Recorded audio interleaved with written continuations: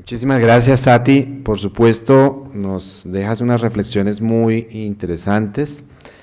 Pensaba yo ahora que qué importante en la formación del personal de salud, de todas las profesiones, poder realmente, casi esto sería como un prerequisito para poder ejercer y trabajar en pueblos indígenas y bueno, en general en todos nuestros territorios, porque la formación médica o la formación, digamos, de cualquiera de las profesiones, por supuesto es muy integral, pero el entender estas cosmovisiones, estas formas de vida es muy interesante.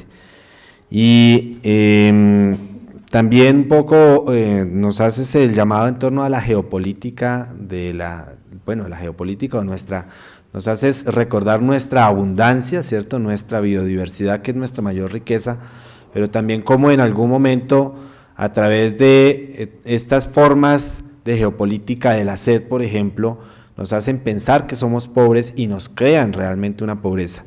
Y eso, para aludir a una comunicación reciente, en julio, alguna empresa de refrescos promocionó justamente una bebida fortificada, indicando que iba a apoyar a 3.000 niños de La Guajira a través de esa bebida, iba a comercializar, pero es una forma de comercialización realmente, yo pienso bastante utilitarista, y en un territorio en que ha sido, digamos, un territorio que uno dice La Guajira no es pobre, la Guajira es muy rica, pero donde realmente se han apropiado del agua, ¿cierto? Y han generado esa pobreza ficticia. Entonces creo que eso es algo que nos llama la atención. Muy bien, vamos a darle el tercer turno a nuestra apreciada Marleni Yalanda. Marleni, curiosamente, está evocando también el azul. Allá nuestro logo, como ustedes verán, también trae el azul y el verde de la Amazonía. Entonces yo quisiera, Marleni, darte la palabra, que tú te presentes. Es gobernadora indígena, y Marleni además nos va a dar un poco la visión, en alguna conversación previa que tuvimos, el tema de la igualdad que a mí me llamó mucho la atención, como en tu pueblo estas relaciones hombre-mujer y hombre-naturaleza son mucho más igualitarias, y creo que es un aspecto muy interesante que tenemos que aprender. Tienes la palabra. Muchas gracias.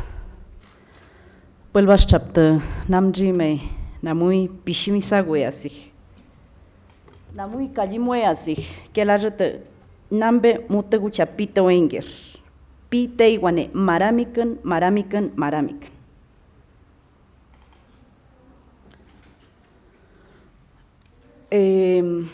Voy a presentarme. Mi nombre ancestral es Piwamjig Misag. Soy la mensajera de las aguas y mi nombre ciudadano es Marleni Deli Yalanda Cuchillo, perteneciente al pueblo Misag del Cauca. Mi presentación va a estar fundamentado en este tejido. No traigo ninguna presentación en diapositivas porque quiero que relacionemos esas interrelaciones que existen entre la vida y pensamiento de mi pueblo con relación a todos los elementos y elementales que posibilitan la existencia en este espacio terrenal, pero con relación a otros elementos y elementales que hacen parte del macrocosmos, que es el Nubirao. Para nosotros, todo tiene relación y existe desde lo que creo que para algunos es de conocimiento de ustedes, y es el Pishimisaj y Kayimmisaj.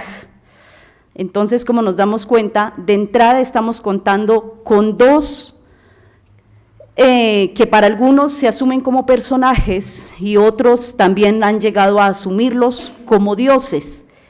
Y es allí en donde yo quiero concentrarme para ayudar a reorientar un poco esas interpretaciones que de alguna manera ya están dadas en algunas publicaciones, como es el libro del Aro Iris, que se publicó en el año 89. Entonces, para nosotros, Pishimizaj no es un dios como se interpreta desde la lógica de vida occidental, ni Kallin-Mizaj tampoco es un diablo como se asume desde la vida y lógica del pensamiento occidental, sino que entre los dos simplemente conforman la pareja. Es una pareja ejemplar que da su orden desde todas sus interrelaciones fundamentadas en el elemento y elemental, agua. Es por este elemento. ¿Por qué? Porque se nos ha dicho que el agua, que para nosotros, igual el pueblo Mizaj siempre lo ha asumido, que no es simplemente el agua, o sea, no es un elemento, no es simplemente el H2O, no es uno, ni son dos. Hay diversidades de agua. Por eso nosotros lo asumimos como las aguas. Las aguas que son medicina, las aguas que son alimento, las aguas que son gente, porque también tiene facultad de escucha en la manera como nosotros nos comunicamos con las aguas, en la manera como nosotros les hablamos a ellos, en la manera como nosotros nos comportamos con las aguas. Y cuando yo hablo de las aguas, no me concentro únicamente en el elemento agua, sino con todos los elementos y elementales que contienen agua. Y prueba de ello es que todo existe es gracias a las aguas, bien sea lo que a todos nos han enseñado desde esa formación escolarizada de simplemente la existencia de 4 reinos. Para nosotros simplemente existe un solo reino que concentra toda esa gran biodiversidad del macrocosmos, y es la vida. La vida que no solamente está presente en el ser humano o únicamente en el resto de seres que tienen otras formas comunicativas, por ejemplo, las plantas, las semillas, los animales, las piedras, los cerros, las lagunas, incluso las curvas de los caminos, absolutamente todo cuanto existe en el nivel de la Tierra y en otras dimensiones, como los astros, y incluso lo que está por debajo de la Tierra y lo que hace toda esa interrelación e interconexión para que exista el día y la noche, tiene que ver y están conectadas mediante el Shembi, y el Shembi es esa potencia de las aguas. Esa potencia de las aguas siempre ha estado y está en movimiento. Por eso es allí en donde se manifiesta Kallin-Mizaj, porque Kallin-Mizaj es el que moviliza a Pishimizaj. ¿Y qué es Pishimizaj? Pishimizaj en últimas simplemente son las aguas. Entonces, si nos damos cuenta, hay una complementariedad natural que permite la gobernanza del macrocosmos y que ordena el comportamiento de los microcosmos. Y uno de los microcosmos que moviliza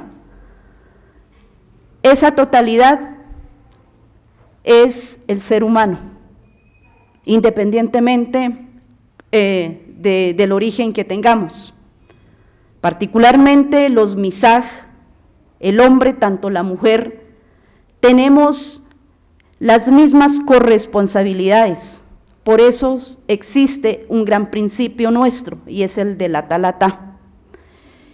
Es un gran principio cosmogónico, cosmológico, de alta dignidad e identidad Mizaj, porque permite la interrelación entre el ser humano Mizaj con todos los potenciales del macrocosmos, que es la naturaleza. Ahí es donde se permite ver esa igualdad.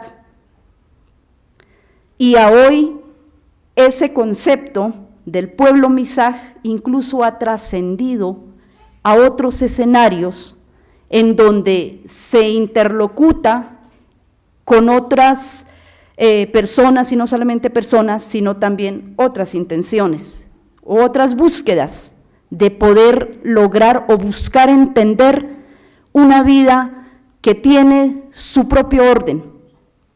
Y uno de los pueblos, como todos los demás existentes, no solamente en Colombia, sino en todo el mundo, es que cada sociedad tiene su orden. Tenemos una forma de pensar, de vivir y de ordenarnos que viene de la naturaleza, no única y exclusivamente de la mente humana. Y es allí en donde aparece la Talatá, y que hoy por hoy, como les estaba haciéndole la introducción, es que ya está en los escenarios de la participación política.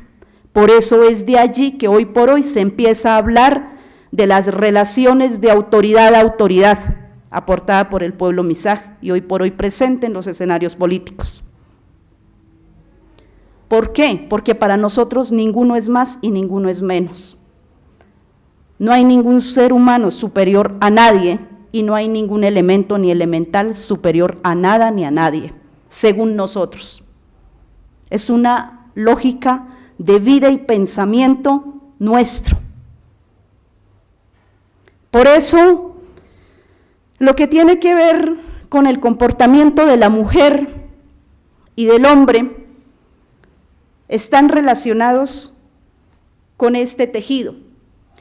Este es un tejido que nos corresponde hacer a nosotras las mujeres. Nosotros en lengua le decimos wash, y el wash hace relación, como ustedes se dan cuenta. A ver, ¿qué forma tiene? Todavía no está terminado, es una bebecita. ¿Qué forma tiene? Aquí todavía no está terminado, hay que terminar de tejerla, luego va a dar esta forma. Va a dar esta forma. ¿Qué forma tiene? ¿A qué se les asimila a algo que tenga que ver con el cuerpo de nosotras las mujeres? Al útero. Sí, señor, al útero. Entonces, por eso, lo que en lengua es wash, y este es el tejido y puntada, que obviamente no se utiliza ninguna aguja, es simplemente ajuste de hilos hacia la derecha y hacia la izquierda, porque vuelve y juega y se manifiesta esa complementariedad para que haya un equilibrio en el tejido. Entonces siempre tratamos de que esto esté manifiesto en todo lo que nosotros sabemos ser, pensar, hacer y vivir en todo tiempo y espacio. Por eso, a nosotras las mujeres, como lo comentaban mis compañeras, tienen total función tanto el hombre como la mujer en la formación de los niños y las niñas, incluso después de que se asumen otros compromisos sociales dentro de esta sociedad. Por ejemplo, mucho más antes de que nazca un niño o una niña, cualquiera de los dos, siempre está proyectado mentalmente. O sea, antes de que llegue ese momento físico. ¿Y quién ayuda a esa proyección? A esa proyección quienes ayudan a todo eso son los mutautas y los nutautas. Estos son nuestros sabios. Ellos son los que revisan cuál es el estado, no simplemente físico, del hombre y la mujer, sino también todo ese estado con todas sus relaciones. Porque aquí lo que se busca es que todo esté en orden y que se asuma ese orden y además que se cumpla. Por eso siempre hay, yo me atrevería a llamarlo que ahí sí, una consulta previa como tal, y es con los sabios, no la consulta previa institucionalizada hoy por hoy. Siempre se debía hacer la consulta antes de, todo era con consulta previa, y las personas, y sobre todo las parejas que se dejaban orientar por estos sabios y por estas sabias, eran las que realmente cumplían con distintas ceremonias y rituales. Las ceremonias buscando siempre el equilibrio de los elementos y elementales en términos generales, y los rituales ya en casos y requerimientos puntuales de acuerdo al ciclo de vida y crecimiento del hombre y la mujer. Me explico. Uno de, por ejemplo, de estos rituales que no debe pasar es todo lo que tiene que ver con el comportamiento de mi cuerpo como mujer, con todo lo que yo tengo, con todo lo que a mí me rodea, con todo lo que hace parte y me permite vivir. Es decir, que como para el pueblo Misaj todo es gente, todo es ser vivo, todo es energía, todo se comunica, todo nos habla. No solo somos nosotros como humanos, sino que el resto también nos hablan, las aguas nos hablan, las semillas nos hablan, los alimentos nos hablan, el sol nos habla, las estrellas nos hablan, la luna nos hablan, todos nos hablan.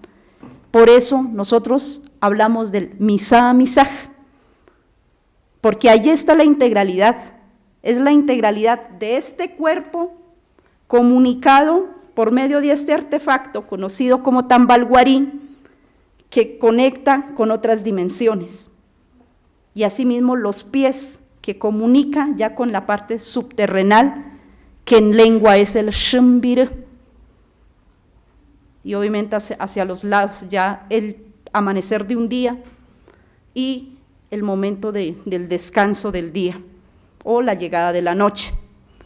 Entonces, si nos damos cuenta, allí queda de manifiesto un número que para nosotros es muy significativo, es muy simbólico, y es que se habla del número 4, pero es un 4 que, si bien se dibuja como todos lo conocemos, para nosotros en lengua está diciendo que es el viaje de las aguas, porque pi simplemente así visto como elemento y elemental es agua para nosotros, pi. Y cuando decimos pi, ip significa ir y venir, quiere decir que está en movimiento. Entonces es el movimiento de las aguas, el viaje de las aguas, que siempre está yendo y viniendo.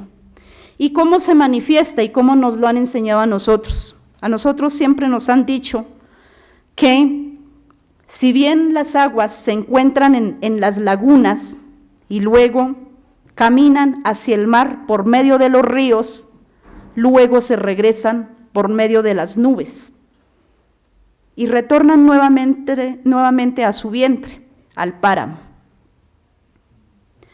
Por eso, para nosotros, este vientre que cada mujer tenemos, obviamente no solo la mujer Misaj, todas las mujeres tenemos esa laguna presente en nuestro vientre y está ahí protegida. El color negro de la falda que estoy portando en este momento, por ejemplo, es nuestro diario.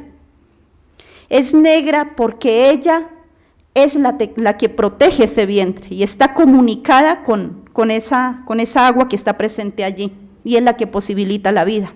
Entonces nuevamente se encuentra agua y tierra, siempre está presente allí, siempre se complementan. Entonces, por eso, los rituales puntuales que se tienen que hacer en cada ciclo de vida tienen y requieren de un lugar a donde se tiene que acompañar a los jóvenes, tanto a las jovencitas. Particularmente en el pueblo Misaj existe el cerro del Matzeretun. Matzeretun es un cerro a donde se debe ir es a Tzabraf. Tzabraf quiere decir que hay que llevar a los jóvenes que si bien algunos ya vienen con una orden dada y han estado cumpliendo con su misión, también es cierto que hay jovencitos y jovencitas que todavía no tienen muy claro cuál es su misión en este espacio terrenal. Entonces, en ese cerro, con la orientación de unos sabios y sabias que acompañan a ese camino, ahí reciben la misión, en caso si no lo tuvieran tan claro. Y otros que de pronto necesitan reafirmar más sobre su personalidad, sobre su sabiduría, entonces lo complementan con una ceremonia en ese cerro. Y existe y se hace en el momento, aunque obviamente no puedo decir que esté 100% potencializado, porque como entenderán, hoy por hoy la mayoría de los pueblos indígenas en Colombia y en el mundo, desde el punto de vista identitario, estamos debilitados. Creo que es una realidad innegable, porque siempre hay una cultura que se superpone sobre otras, a través de su lógica de pensamiento y la relación con el cuerpo. Entonces, ya cuando la gente tiene esas claridades, hay un momento en el que se requiere, sobre todo en la mujer, por ejemplo, hacer este tipo de mochilas. Esta está más grandecita, mucho más chiquitas, de pronto como de 10 punticos, y hacer 12 mochilitas completas durante los 4 días de su primera menstruación. A nosotras no se nos permite tejer con agujas los días de menstruación porque las abuelas nos dicen que nos estamos maltratando el vientre. Entonces, por eso no es aconsejable o no se nos aconseja tejer con agujas que tengan punta. Tiene que ser, el tejido se tiene que hacer, pero con elementos que no sean puntudas. A nosotros nos orientan de esa manera. Entonces, la persona que está en su primera menstruación, no las dejan que tenga contacto, por ejemplo, con los espacios de siembra, que no tengan contacto con los alimentos, que no tenga contacto con el resto de la gente, bien sea hombres y mujeres, porque la sangre, aquí es donde recobra un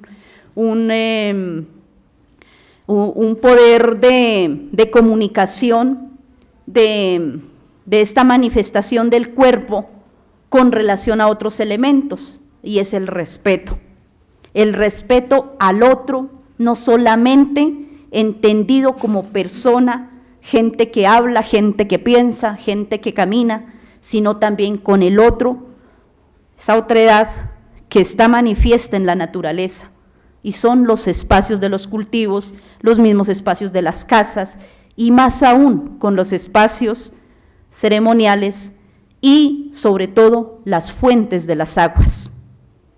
No nos es permitido andar de un lado para otro en contacto con estos elementos y elementales, porque a nosotros nos dicen que en ese momento la mujer está mucho más potencializada. O sea, la sangre como tal de la mujer no es como algunos lo han interpretado como esa manifestación sucia, la suciedad, no es eso, sino que es un momento de potencia en la que la mujer tiene mucho más poder de comunicación con otros elementos y elementales de la naturaleza.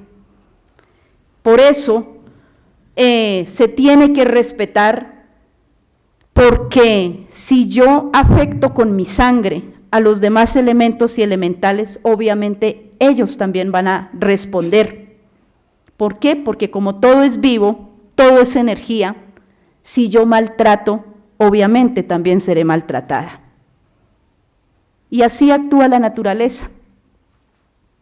Por eso se nos dice que no podemos, por ejemplo, pasar por encima de una escorrentía de agua, y más cuando son aguas estancadas. ¿Por qué? Porque todo eso lo que hace es penetrarse en el cuerpo de la mujer, y es allí en donde se manifiestan algunas enfermedades personales. es decir, solo se manifiesta en esa persona con relación al comportamiento que esta persona haya dado. Pero también se corre el riesgo de que haya una enfermedad integral. Todo por ese comportamiento incorrecto que se dio en ese momento, desobedeciendo una orden que siempre viene de las abuelas y de los abuelos. Por ejemplo, a nosotras, y obviamente también a los hombres, de nosotras hacia los hombres no tenemos en ningún momento por qué pasar por encima de ellos, ni ellos por encima de nosotros en términos físicos. Es decir, si yo veo que hay una persona que está sentada y tiene estirados los pies, yo no puedo ir y pasarme por encima de los pies de esa persona. Ni el hombre tampoco tiene por qué venir y pasar por encima de la mujer. Entonces siempre vuelve y se manifiesta esa complementariedad de respeto que debe haber como mínimo en algo tan simple como eso. Y así sucede con todos los alimentos, con todas las semillas, con todos los elementos que posibilitan cumplir con una acción. Por ejemplo, las herramientas que utilizan los hombres en su momento de establecer unos cultivos, en donde obviamente nosotras las mujeres tenemos total participación, porque nosotras y ellos compartimos todas las labores en cuanto a lo que tiene que ver con los cultivos, siempre los compartimos. En donde se diferencian algunos roles ya es en los tejidos, por ejemplo los tejidos en lo que es a mano y en telar, sobre todo tejido a mano y en telar, están más puntualizados para las mujeres. Y el tejido de este tambalguarí es total responsabilidad de los hombres. La obtención del material, o sea, empezando por la siembra, por la preparación, el cuidado y el autocuidado también con relación al material, luego sí ya la obtención de la fibra y empezar a tejerlo hasta tener un tambalguarí completo, pues la verdad se les va bastante tiempo. Eso no es fácil de que logren un tambalguarí, por decir algo, en un mes, en 2 meses, no lo logran. Por muchas habilidades que tengan, no lo logran. Entonces, un poco esas tareas son casi que equilibradas en sí mismas, porque si a nosotras nos rinde hilando, incluso nosotras hilamos en los caminos, porque nos permite hilar, tejemos incluso caminando y sin complicaciones, porque ya cuando se le ha enseñado desde chiquita, uno en la medida que va creciendo ya obtiene más habilidad. Entonces ya no se complica para hilar ni tejer al caminar, y asimismo los tejidos en telar. Y cada vez pues se va logrando como mayor calidad en el tejido. Entonces allí siempre se necesita el acompañamiento de alguien que ayude a ordenar ese comportamiento y que siempre esté orientando, pero también alguien que siempre esté recordando.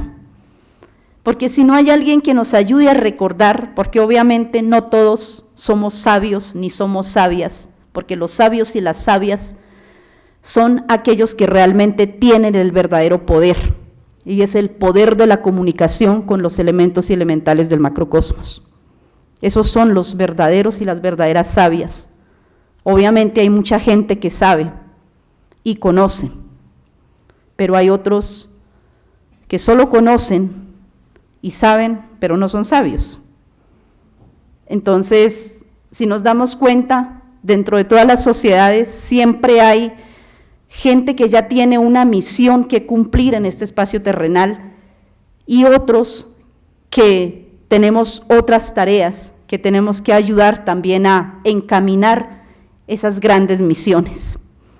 y es allí en donde los abuelos y las abuelas pues siempre están al lado nuestro para ayudar a recordarnos mediante los relatos de origen, que obviamente no son mitos. Creo que el concepto de mito es algo que nosotros mismos debemos empezar a descolonizarlo de la mente nuestra, porque si bien para otros, de otras lógicas de vida, son mitos, en especial para el pueblo Misaj, no son mitos, y estoy casi segura que para el resto de pueblos indígenas tampoco se asumirían como mitos, porque son relatos que nuestra gente siempre lo ha contado con el propósito de ayudar a reafirmar esa identidad colectiva de cada sociedad, en este caso de cada pueblo indígena.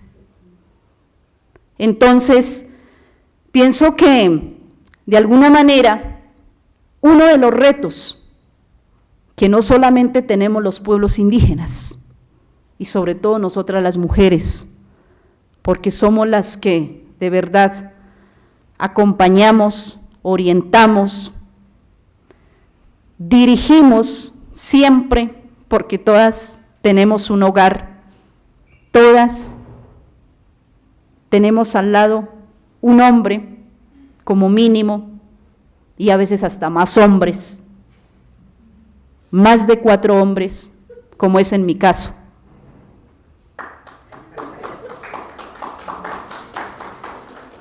Digo 4 hombres, no en términos de pareja sexual como se lo acaban de imaginar.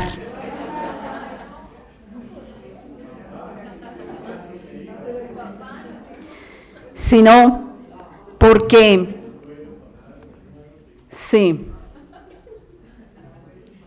siempre estamos rodeadas de hombres, y asimismo las mujeres, de hombres, luego los hombres de mujeres. Entonces, si nos damos cuenta, todo lo que tenga que ver con la sexualidad está totalmente manifiesta en todos los escenarios, está dado en todos sus ámbitos, y creo que es allí en donde está el gran reto, y el gran reto, desde mi punto de vista, es rescatar el respeto y la reciprocidad entre ese relacionamiento del cuerpo con la naturaleza.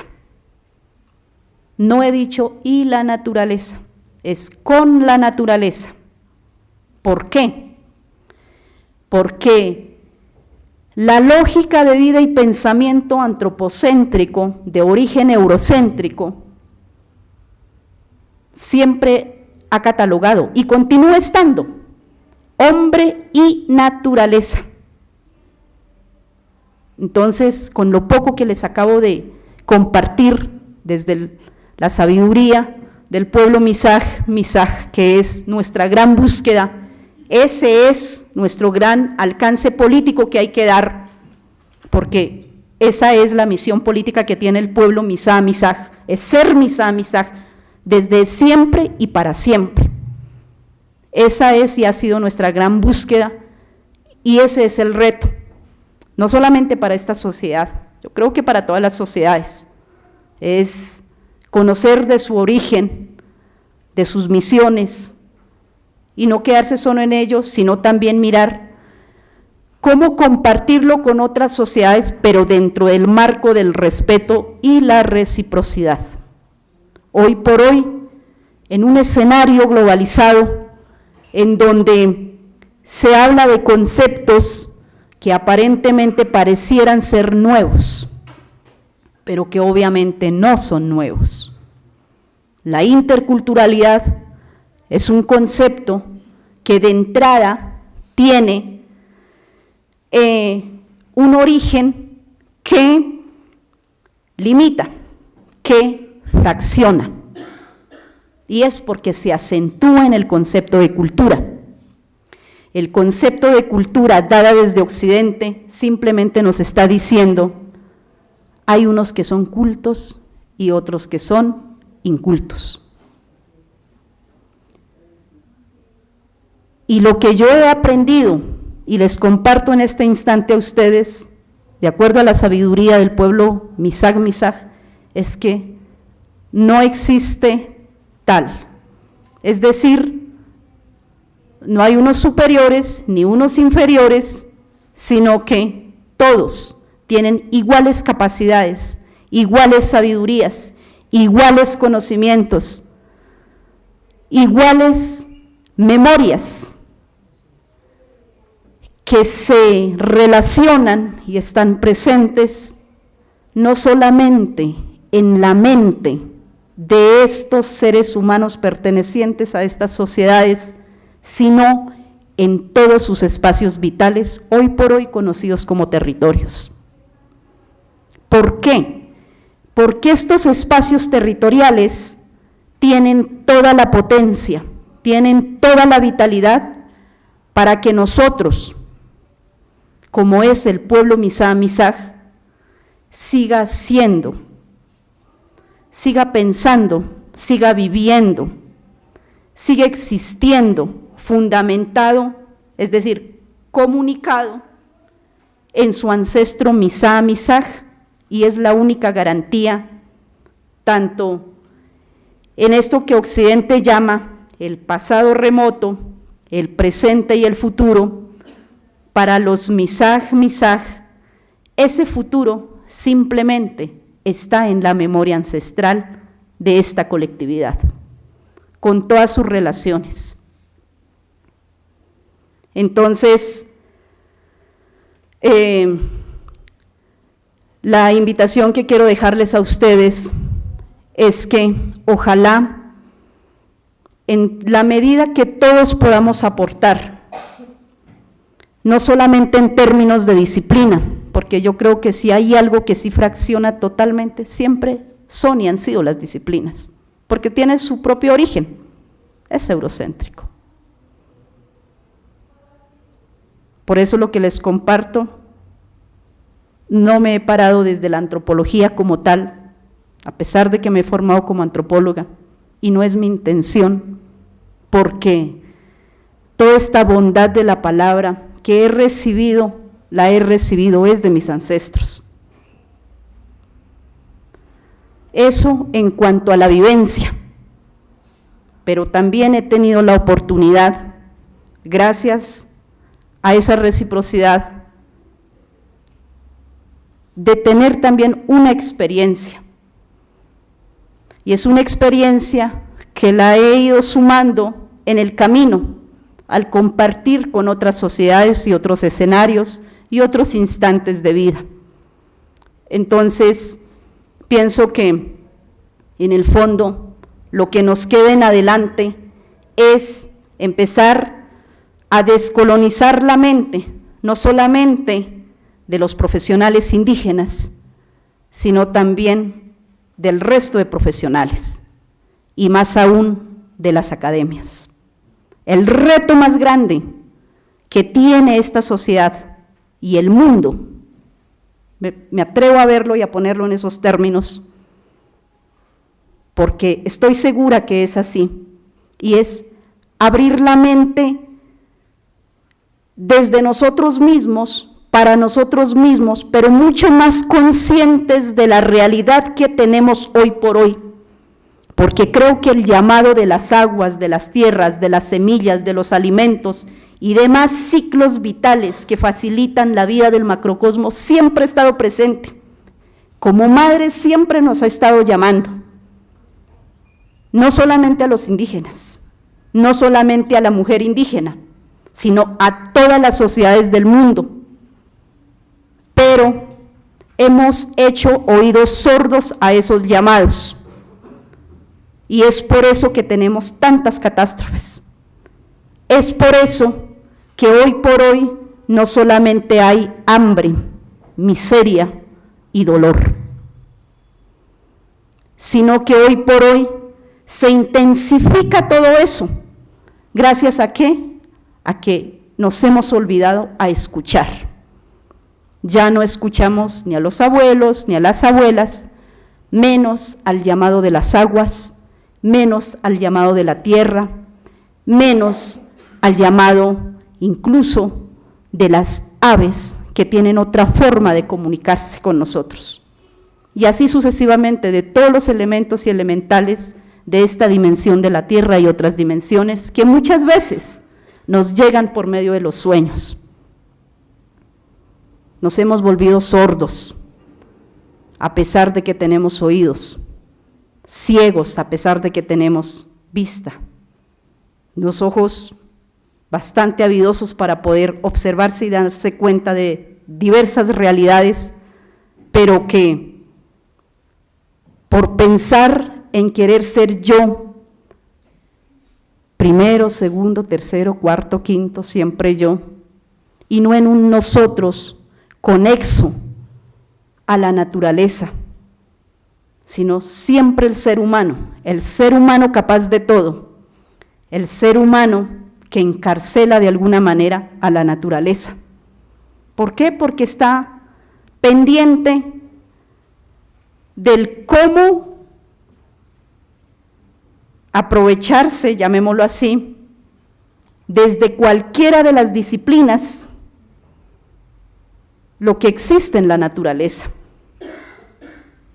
Y no nos damos cuenta que ella nos está hablando.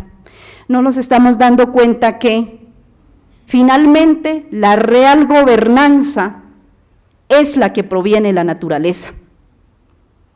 Esa es la gobernanza. Y nosotros creemos que somos nosotros quienes gobernamos. Creemos que nosotros somos los que tenemos el poder. Y resulta que, según nuestro modo de saber y entender, es al contrario. Es la naturaleza la que nos provee esa sabiduría, es la naturaleza la que nos provee todo ese poder. De allí que no todos son sabios ni todos son sabias. Entonces, dejo ahí esta reflexión para que ojalá nos llevemos esa inquietud de realmente qué estamos haciendo por todo cuanto existe en todas las dimensiones, no solamente en la Tierra, y no solamente con el cuerpo de la mujer, ni única y exclusivamente con el cuerpo de los hombres, porque si bien antes, incluso ahora, creo, se dice que la más vulnerable es la mujer, hoy por hoy creo que vulnerable es todo ser humano. Y la existencia de ese ser humano en esta dimensión de la Tierra depende del relacionamiento que tenga con los elementos y elementales de la naturaleza. Es por eso en donde tenemos que tener toda esa sabiduría, toda esa potencia de la naturaleza para defenderla a ella, porque la defensa de la naturaleza en toda su dimensión y en todas sus manifestaciones es en donde está la vida de todas las formas de vidas existentes en el macrocosmos. Muchas gracias.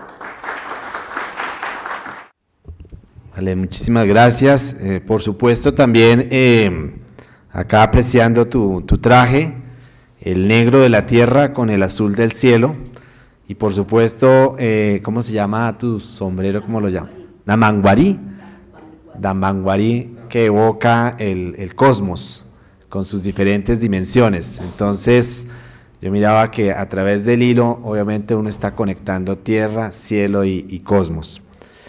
Y tu mensaje realmente muy importante en la medida en que nos hace recordar que la tierra no le pertenece al hombre, ¿cierto? Somos más bien parte de la naturaleza, ¿cierto? Y nosotros somos nosotros somos los que le pertenecemos a la madre tierra, que el tema de la sexualidad toca efectivamente todas esas dimensiones. La sexualidad no es solamente la relación persona a persona, sino es la relación del vínculo que nosotros tenemos con nuestra madre tierra, ¿cierto? Y en ese sentido, el volver al respeto y volver a esa armonía de las relaciones es bien importante. Nosotros hemos transgredido en gran medida esas relaciones armónicas.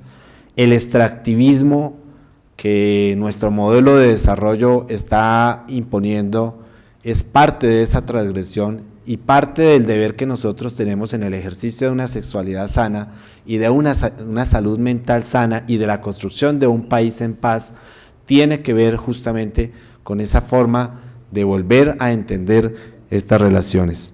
Y el último llamado en el que tú nos haces, efectivamente ese ha sido un esfuerzo de la Sociedad Colombiana de Historia de la Medicina y de la Asociación Colombiana de Salud Pública, es poder encontrar estos espacios de discursos alternativos, de estos saberes ancestrales y de estas formas de entender el mundo que nos enriquecen y que nos enseñan. Ir a esas raíces y poder recuperar y entender es parte de nuestra recuperación de identidad, ¿cierto? Cuando fue la conquista nos quisieron pues un poco imponer una forma de pensar que realmente era una forma colonial, entonces estamos en un trabajo realmente de colonizar, como tú nos invitabas. Bueno, un aviso antes de dar la palabra a Fanny. Vamos, después de la intervención de Fanny, vamos a hacer un pequeño receso de unos 15 minuticos acá en el lobby para que también, digamos, demos un descansito, nos conozcamos, compartamos, porque pues por supuesto estos espacios también deben ser propicios para construir relaciones, para conocernos un poquito. No, pues el público realmente hoy ha sido muy abundante, me gusta porque digamos tenemos un buen grupo de jóvenes, adultos, personas mayores, y eso hay que aprovecharlo y hay que, es una buena oportunidad para compartirlo. Entonces, después de la intervención de Fanny vamos a hacer ese descanso de 15 minutos y regresamos a nuestro diálogo final. Fanny Quiriu es indígena del pueblo Huitoto, del clan Jito Majaro, gente del sol de la Amazonía, y es abogada de la Universidad Santo Tomás de Aquino, especialista en alta dirección de la Escuela Superior de Administración Pública, y apoyó el proceso de consulta previo de las normas tramitadas por el mecanismo abreviado Fast Track para la implementación del acuerdo de paz, y por supuesto desde su trayectoria laboral ha tenido una intensa relacionamiento con todas las organizaciones indígenas como asesora y consultora de organizaciones no gubernamentales en temas indígenas. Cuando la invité, o cuando la invitamos, yo le dije, Fanny, ¿por qué no te vienes con tu traje tradicional? Entonces dijo, pues me tocaría irme desnuda porque es que allá en el Amazonas ese es nuestro traje tradicional y de pronto me da un poquito de frío. Entonces dije, no, por favor, vente, vente vestida. Fanny, te damos la palabra, por favor. Bueno, buenos días. Y tuvo común. Bien come hofo bien anaturunama. Fugora. Pues ven a mujurilla o mugdecueurillana. Bueno, un agradecimiento aquí al doctor Sotomayor, el abuelo de esta maloca, y a ti y a todo el equipo pues que nos dio la oportunidad de compartir lo que somos los pueblos indígenas, esa diversidad que hay en Colombia. Yo vengo de la región de la Amazonía, como verán en el mapa somos la mitad de Colombia. Somos 62 pueblos indígenas en la región de la Amazonía, de los 102 que hay en el país, de manera que son 62 realidades y culturas y formas de concebir el mundo, son 62 cosmovisiones. Yo simplemente me referiré a lo que soy yo, mi cultura, el pueblo Huitoto o Muina, que hoy en esta construcción de memoria del país se está pues mirando muchos asuntos que fueron tal vez transgredidos con la intervención de la institucionalidad y del Estado y su política pues de civilizarnos, a esa civilización pues que la Iglesia Católica nos sometió. Entonces hoy hay muchas cosas en recuperación. Bueno, pero antes quisiera recordar también que hoy es el Día Internacional de la Niña. Entonces es un espacio muy importante para que hoy miremos esa niña que somos todas nosotras las mujeres. pero quisiera mostrarle el contexto en lo que yo me crié, de dónde vengo. Yo vengo de linaje de caciques, soy hija del cacique Egaño Atirac. Mi nombre tradicional es Hitoma Monayango, que es sol del amanecer. A nosotros no nos dan los nombres en cualquier espacio, tiene que ser en ceremonias rituales, ante un público suficiente, porque es como la presentación de la persona a la sociedad. A mí me presentaron muy vieja, pero bueno, tengo mi nombre tradicional que me fue dado en una ceremonia. Entonces les voy a mostrar unas fotos del contexto de la maloca y de la ceremonia de bautizo prácticamente. Bueno, este es Chorrera Amazonas, donde se dio toda la cauchería. La Casa Arana queda en ese lugar. Entonces ahora les voy a comentar un poquito de este tema de la Casa Arana. Esta es una actividad en la Maloca preparativa a la ceremonia del bautizo.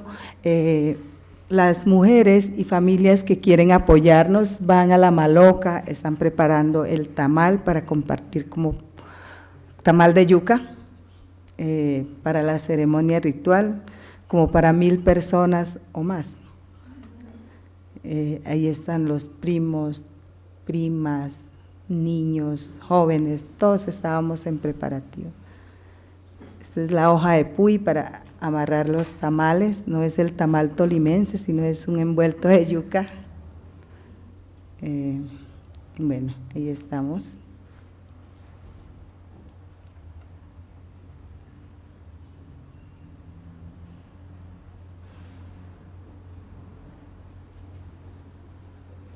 Los hombres yendo a la chagra a recoger la hoja de coca para el mambe.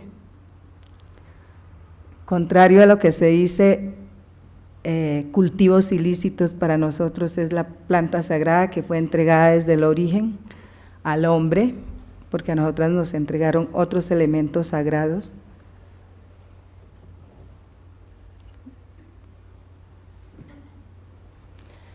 Entonces, si usted ve, la persona que está sacando las hojitas, las selecciona y se saca de abajo hacia arriba, porque a la planta de la coca se le considera mujer también para los hombres. Es el que le va a dar fuerza para pensar de noche en el mambeadero, para aprender, para transmitir conocimiento.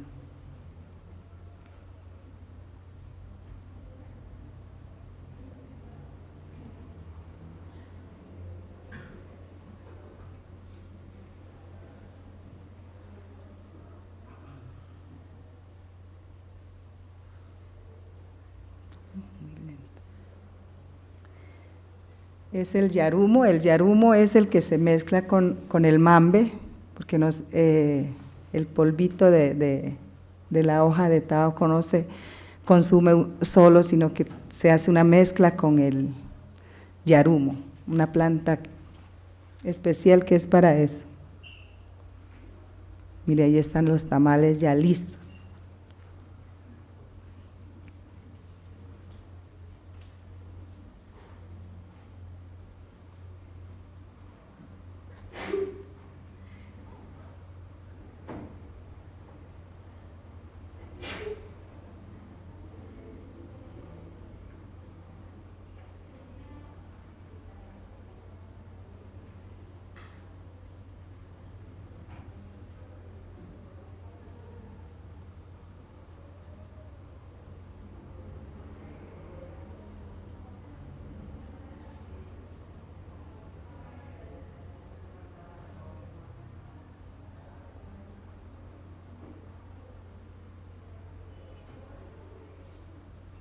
Es mi papá, el cacique, sentado ante la ceremonia instruyendo a la comunidad de cómo debe comportarse, de que la ceremonia es como un huevo tan delicado que si hay alguna mal espíritu por ahí se puede romper digamos, toda la magia que envuelve esa ceremonia.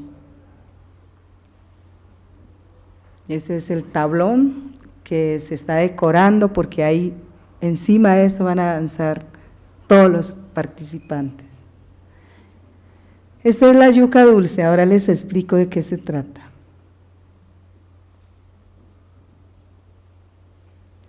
Bueno, los preparativos para los adornos. Ahí mi papá está indicando hasta dónde se tiene que decorar los estantillos.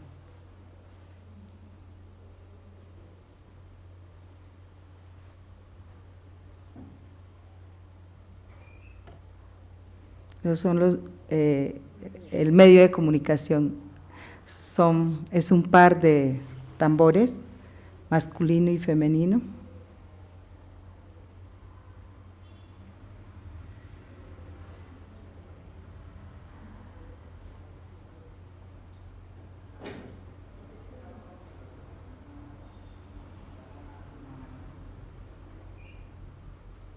Es una semana de cantos y danzas toda la noche y las figuras que se van dejando en el estantillo y en el tablón para danzar significa el maní, que es otro de los elementos sagrados entregado a la mujer. Y mire, ahí mi papá tiene un totumo, ahora les explico qué significa el totumo para nosotros.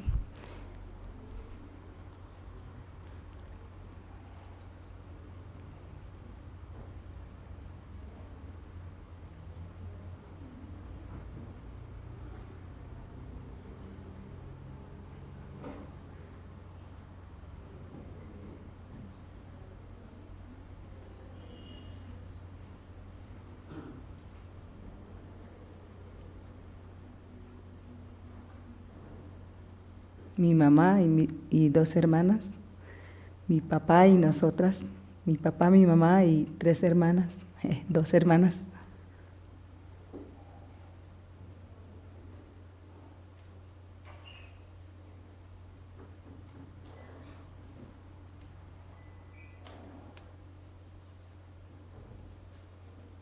Primos.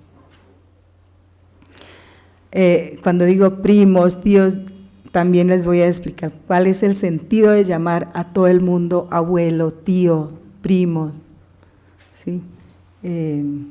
Eso tiene mucha significancia para nosotros, no se dice abuelo, digamos, solo por decir abuelo, o primo, tío.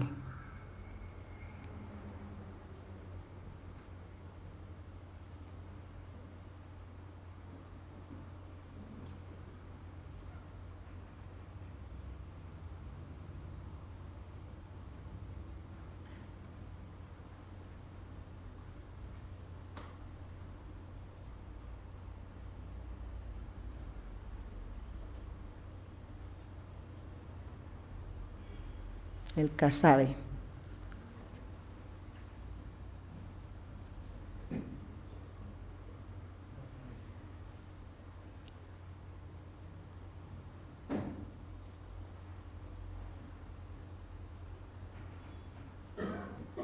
Quedó listo el tablón, es como de 100 metros. Por ejemplo, en este tablón, antes de la ceremonia, una mujer no se puede sentar, porque si no, no suena el tablón.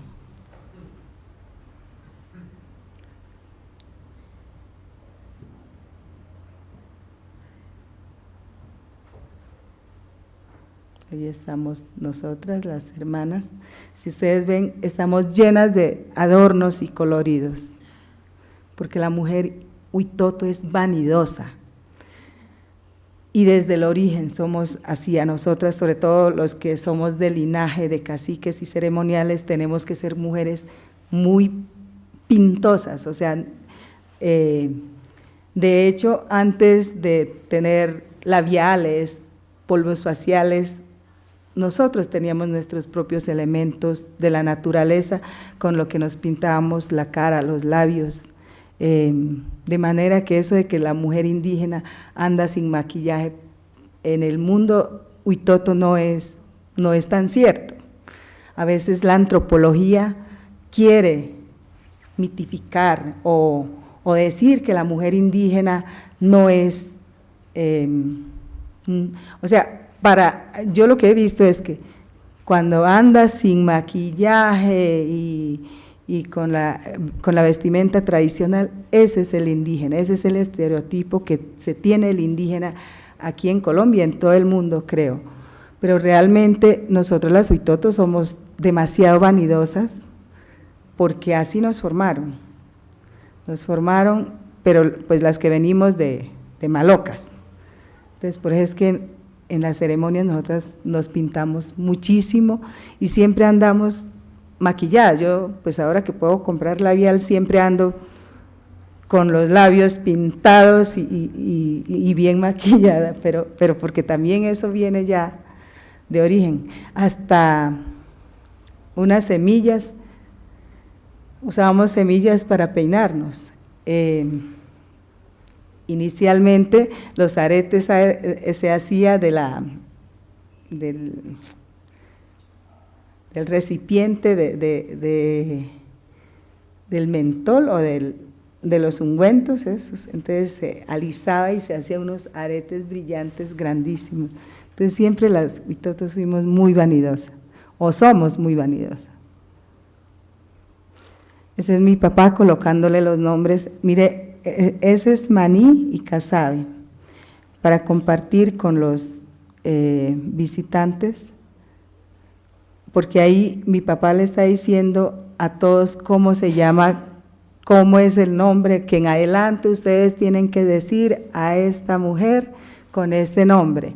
Entonces, durante toda la noche, en la ceremonia, los cantos lo nombran ya con el nombre tradicional, y ese es un compromiso y un llamado también de aportarle a la abundancia, porque nosotros nos consideramos gente de abundancia, o sea, a nosotros el Creador nos creó no para vivir en la escasez, sino para vivir en la abundancia, abundancia en todo, abundancia en conocimiento, abundancia en semillas, ¿sí?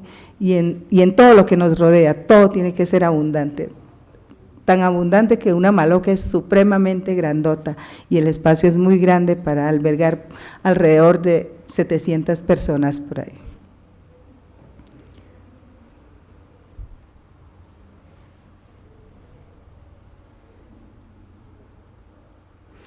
Por ejemplo, esta ceremonia se hizo hacía 60 años, lo había hecho mi abuelo, y después de 60 años lo hizo mi papá para colocarle nombres tradicionales pues a toda la familia, a todo el clan, porque nosotros somos muy claniles, hablamos de clanes, el clan Jitomagaro, yo soy gente del sol, Jitoma es sol.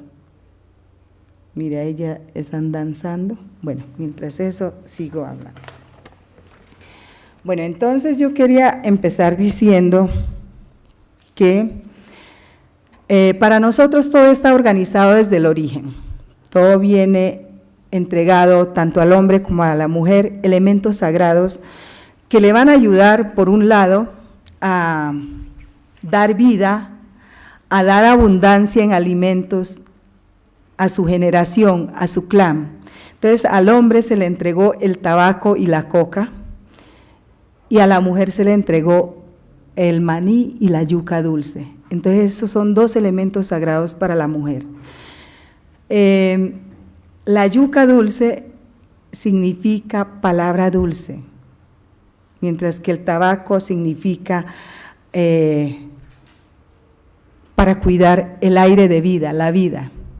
Entonces la mujer es la responsable y la encargada de armonizar la comunidad, que muchas veces los hombres son como más alterados, ¿no?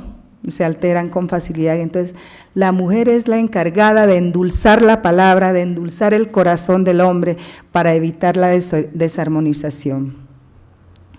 ¿Qué es ser mujer huitoto para nosotros? Primero, la mujer huitoto es huyeco. Huyeco para nosotros es el totumo, si usted mira ahí. Bueno, en algunas fotos aparecemos todas portando un totumito, porque el totumo para nosotros significa el recipiente donde se recibe ese líquido vital, esa energía vital que da vida, que procrea. Entonces nosotras somos, cuando nace una niña, dice, nació Juyeco del tal clan. Entonces yo soy Juyeco del clan Jitomagaro. Ese es como el significado de la mujer para nosotros.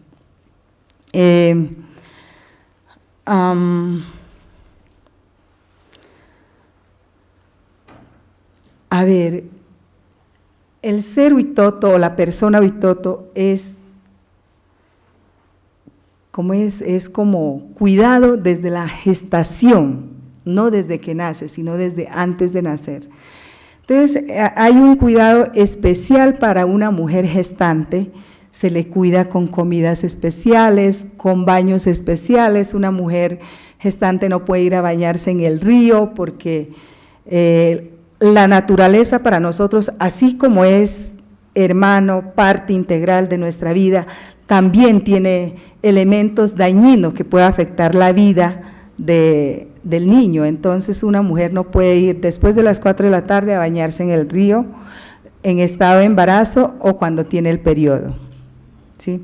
Entonces una mujer o un niño Huitoto se cría con una serie de dietas y de consejos que nosotros llamamos Yetarawai.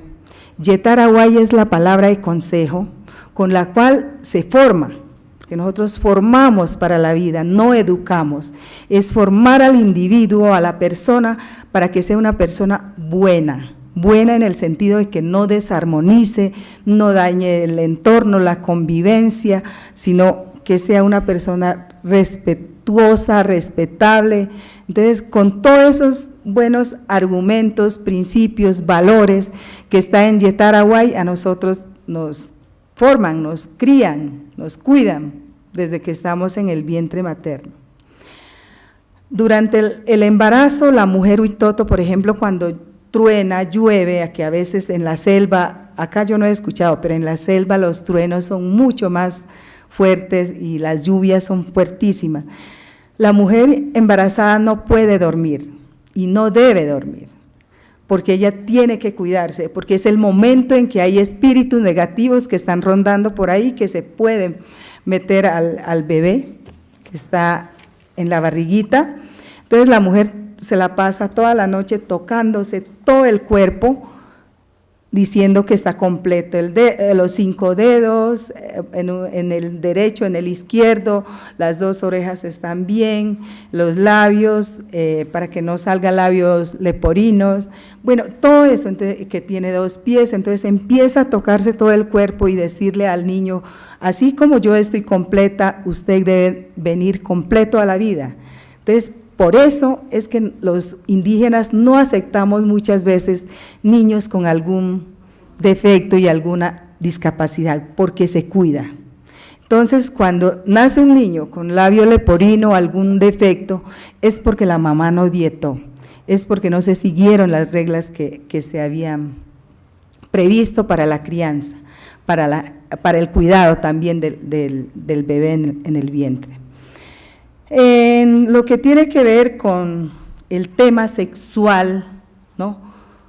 A nosotras no nos dicen realmente como hoy se le enseña a los niños en la ciudad, ¿no? Se les muestra los órganos genitales del niño, de la niña, eso es como pudoroso para nosotros, no nos enseñan, ¿no? Ni siquiera nos hablaban, las abuelas hablan de manera metafórica de qué significa eso, ¿no? ¿Qué significa digamos como el órgano femenino, el órgano masculino, cuáles son las consecuencias de ir más allá de de cuidar, o sea, los órganos tanto masculino y femenino es para cuidarlo, es para dar vida. Entonces le enseñan a uno con los animalitos, con las plantas, ¿no? Le dan el mensaje, pero nunca le hablan a usted de manera abierta, porque eso uno siente vergüenza, todavía se sonrojaba uno, medio se hablaba de eso. Entonces las abuelas nunca le hablan a uno de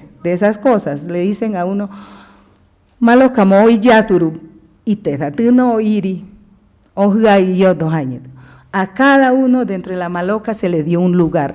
La mujer, la niña tiene su lugar. El muchacho, el joven, el niño tiene su lugar. Entonces, los primeros años de crianza, por ejemplo, del hombre a la mujer, pues le corresponde a la mamá. Pero la mamá tiene que tener la capacidad de diferenciar cuál es la enseñanza y el camino que tiene que seguir un varón y cuál es el camino que debe seguir la mujer. Entonces, después de cierta edad, por ahí a los 7 años, 7, 10 años, la mamá ya le entrega el niño al papá para que él le oriente el camino por donde tiene que ir. Y la mujer se queda pues enseñando a las niñas en la chagra, cuando está deshiervando la chagra, cuando se saca la yuca, cuando se hace el casabe, en todo alrededor del fogón hay enseñanzas, ahí está el yetaraguay, y a los hombres en el mambeadero. Para nosotros el mambe, que hoy yo veo que en todas las entidades públicas, los funcionarios públicos mambean, yo les veo que usan muchos elementos indígenas, pues para los maloqueros es mal visto porque es que el mambe no es para comer. Hoy yo veo que se come el mambe, es para mambear y se mambea es poquito. Y es una etapa de preparación para un niño, para que aprenda a mambear. Cuando aprende a mambear, él ya es un hombre. Y la mujer, cuando ya aprendemos, digamos, todos los consejos y sabemos hacer el casabe, sabemos deshiervar y conocemos todo ese policultivo, digo yo, que hay en la chagra, porque por ejemplo a simple vista usted llega a una chagra, a un cultivo y ve una cantidad de yuca, pues es yuca y ya, pero resulta que cada mata de yuca es diferente y tiene su nombre. Entonces, por ejemplo, en una chagra puede haber 37 variedades de yuca, y eso lo saben las abuelas, mi mamá es pues maloquera, sabe de eso, aunque ella no viene de una familia, digamos, de caciques, de linaje, pero aprendió con mis abuelas y las tías y con mi abuelo todos esos conocimientos, porque se dice que así como con los guayú que hablaban de casta, nosotros también hablamos de casta. Decía una mujer huitoto que venga del linaje de caciques, pues no puede emparentarse con cualquier vecino, tiene que emparentarse con alguien que tenga la misma carrera ceremonial, los mismos saberes. O sea, se ve un poquito que eso es como lo que dicen acá, los estratos y esas cosas, pero esa es como también la naturaleza humana, eso no solo es del hombre blanco, sino también en algunos pueblos se dan y en el nuestro era muy marcado. Yo nací en un ambiente muy marcado de esa casta, de ese linaje, de eso que a uno le decía, es que usted es así, usted tiene que ser así, tiene que comportarse así, porque es como ser un personaje público, donde todo el mundo está mirando cómo se comporta usted. Entonces, había muchas restricciones para nosotras.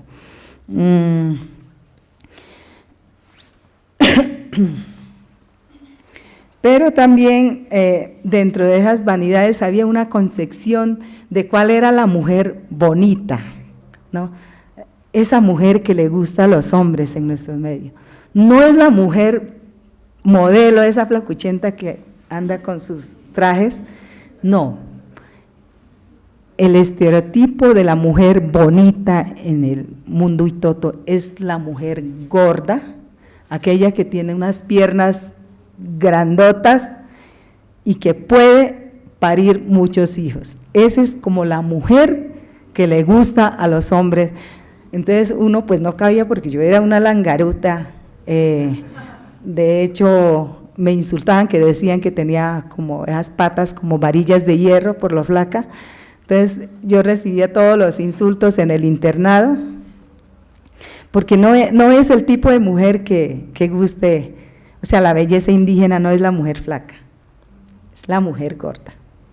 Entonces, así hay una cantidad de cosas que es totalmente diferente a esta cultura que nos enseñaron ver la mujer bonita, es esa delgada, esa 90-60, las reinas de belleza, no, para nosotros no, para nosotros ojalá esas pinturas de Botero, esas son las mujeres bonitas, así es en nuestra cultura.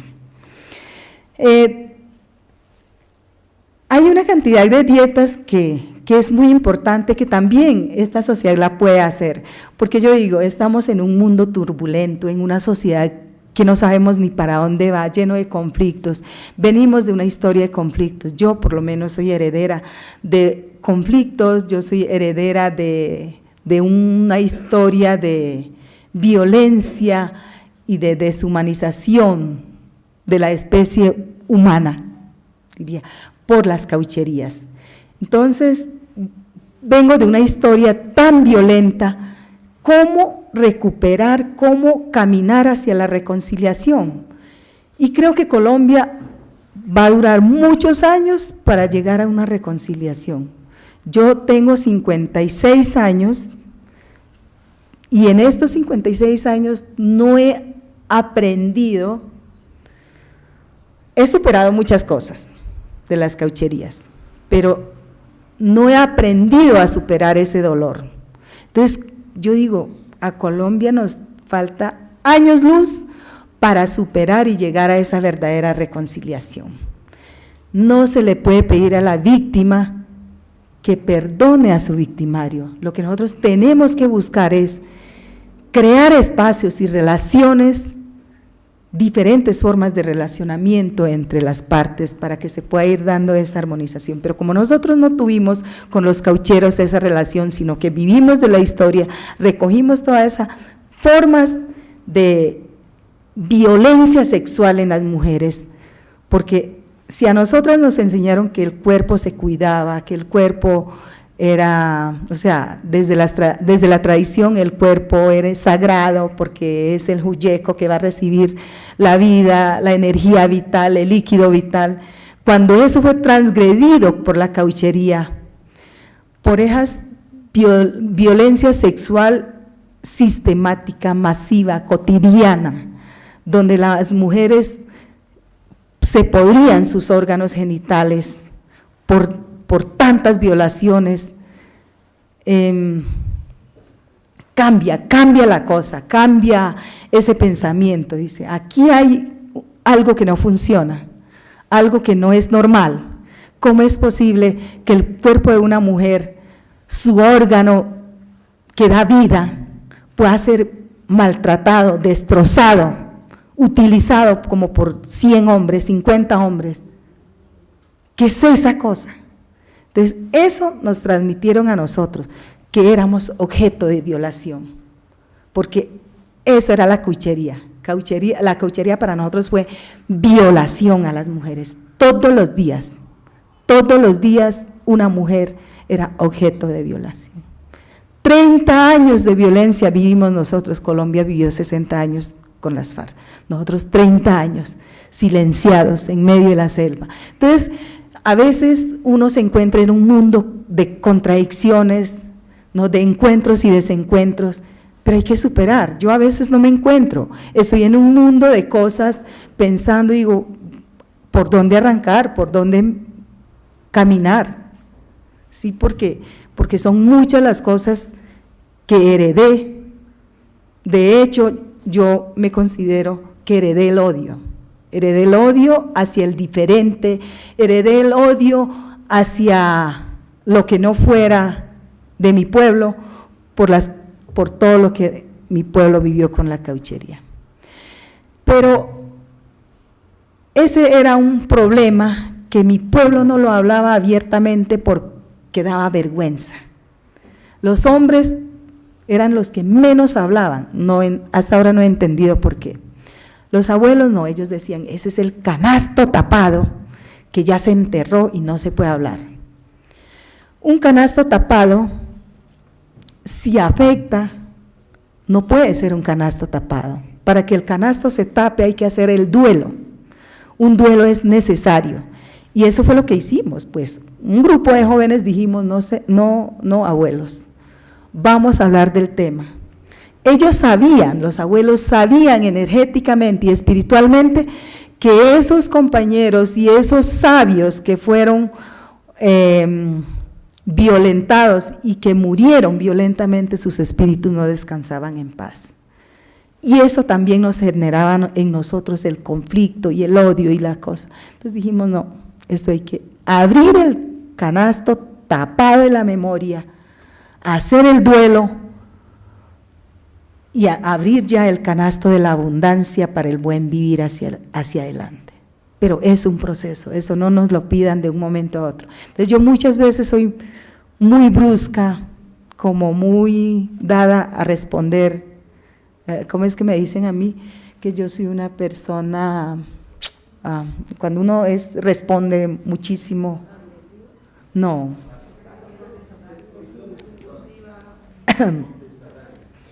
No. Ay, bueno, siempre me dicen que yo soy esa persona, pero es que yo traigo esa cosa en mi memoria, y yo, por ejemplo, no soy de las que tolero tener un jefe o alguien que me mande, porque los capataces masacraban, mataban a mi gente. Entonces dije, a mí, ¿por qué otro ser humano me va a mandar? Yo sé que tiene más conocimiento que yo, pero ¿por qué me va a mandar? No, aquí yo tengo que trabajar entre iguales, como decía la compañera Nasa, nadie es más que nadie, aunque nosotros pues culturalmente somos de castas y de cosas, pero en las relaciones laborales para mí las capacidades son iguales, o sea, nadie me tiene que mandar. Entonces yo he tenido como ese conflicto de ser empleada. Yo trabajo donde puedo tener pares, no jefe y subalterno. No tolero, todavía llevo genéticamente esa violencia de la cauchería, que yo creo que en Colombia hay que estudiar ese tema, porque esto del conflicto, que no es realmente las FARC, sino es el conjunto de conflictos sociales que vive el país, pues tiene que arreglarse de alguna manera. Y ahí nosotros como mujeres dadoras de vida tenemos esa gran responsabilidad de formar vidas, de formar personas, de formar políticos, de formar administradores públicos, abogados. Yo estudié Derecho, nunca la ejercí. Trabajo en otras cosas diferentes, pero nunca litigué, digo. Bueno, de toda esa maravilla cultural, también hay prácticas, yo digo, malas prácticas culturales, que también somos humanos, a los indígenas nos tienen que ver como humanos. Nosotros no somos esa magia hermosa que cuentan a veces algunos antropólogos, que somos intocables, somos los buenecitos del paseo. No, nosotros como seres humanos también tenemos nuestros defectos y tenemos malas prácticas culturales. Por ejemplo, hay una cuestión que yo veía, ¿esta es mi agua? Sí, señora. Ya se me secó la garganta. ¿Cuánto tiempo tengo? Ok, ya casi. Bueno, entonces, por ejemplo, no me cabía a mí en la cabeza ver cuando una niña de la comunidad ya tenía destinada a su pareja, su compañero, lo que llaman esposo, marido, bueno, qué sé yo. Apenas tenía cenitos, ya estaba destinado para alguien y ya se consideraba apta para procrear. Hoy, a la luz de los derechos humanos, eso no es concebible, pero esas prácticas aún existen en las comunidades más alejadas, pero las que están más cercanas a los cascos urbanos pues han sido capacitados en derechos humanos y en derechos de los niños. De hecho, esa es como mi tarea a nivel nacional, formar a las mujeres, a las comunidades en derecho de las mujeres, pero eso se daba. Y la mujer cuando es gestante y cuando tiene la menstruación también era alejada de la comunidad. No se le podía acercar al enfermo, a alguien que tenía una herida porque la infectaba. Pues no sé de dónde, pero bueno, eso pues sí era como realidad.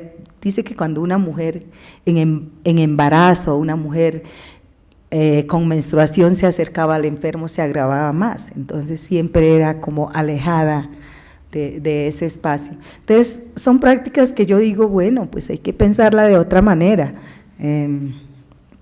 porque no creo que sea bien visto, que eso es tan normal, la menstruación. Dice mi papá que yo soy de avanzada porque me gusta pensar diferente a todo el mundo, porque yo digo que habrá prácticas culturales, pero la cultura también es dinámica. Hoy no se puede aceptar, yo en mi condición de mujer, hoy no permito eso y soy crítica dura al interior de la comunidad, que las niñas sean sometidas a eso.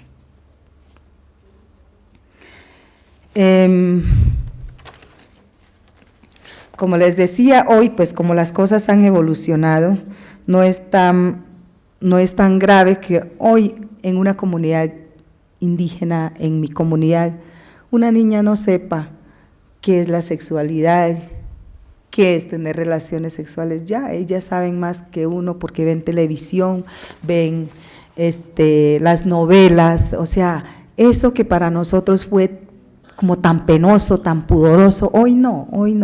Yo creo que ahí hay una preocupación también. Ya los niños y las niñas no quieren hacerle caso a las abuelas, o sea, antes se burlan de las enseñanzas. Entonces hemos llegado a un punto en que la culturización como que va superando muchas cosas. Si no estamos arraigados a esta identidad cultural, yo creo que el futuro de los pueblos indígenas es preocupante. De todas maneras, yo creo que tenemos una tarea muy importante las mujeres, porque somos las formadoras de esa Colombia que queremos, que debemos enseñar lo que es la vida, donde comienza, y comienza en la mujer, comienza en el vientre de una mujer, la vida de una persona que va a gobernar el país. A esa persona hay que enseñarle y hay que cuidarlo con muchas dietas. Muchas dietas. Yo tengo una amiga aquí en Bogotá que vivió entre los huitotos durante 20 años y ella crió a su hijo con dietas, o sea, ella le dio más importancia a todas las dietas que hacemos los huitotos que los mismos huitotos ahora. Por ejemplo, el baño es a las 3 de la mañana. Cuando yo era chiquita me sacaban de la maloca a las 3 de la mañana y por el caminito me llevaban al río y me tiraban al agua, porque esa es una forma de limpieza espiritual. Entonces la abuela empieza a decir que el río se lleve la pereza, la envidia, las malas energías, que se lleve, o sea, porque es que la persona ahorita tiene que ser trabajadora, tiene que producir para ella, para su comunidad y para compartir en esas ceremonias, porque nosotros somos pueblos de abundancia. Bueno, con eso termino.